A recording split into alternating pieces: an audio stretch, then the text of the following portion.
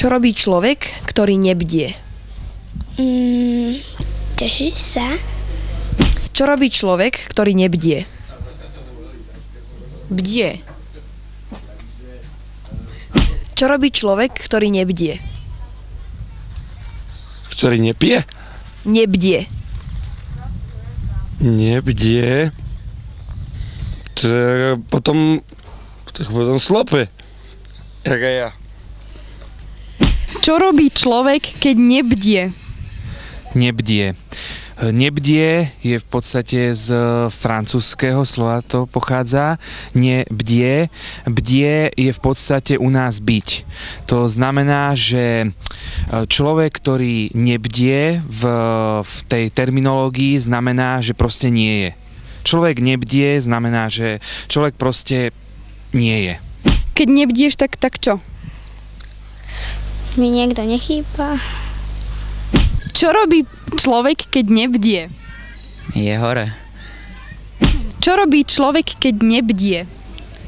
No, keď nebdie. No, také slovo nepočuje, nepoznám. Ale bdie, neviem, to som niekde počul. Čo by to mohlo byť, že bdieť? Bdieť, že nejaké zahubený. Ako? Že sa zamyslí napríklad. Čo robí človek, keď nebdie? Človek, keď nebdie? Čo robí človek, keď nebdie? Je? Akože je, ako papa. Je?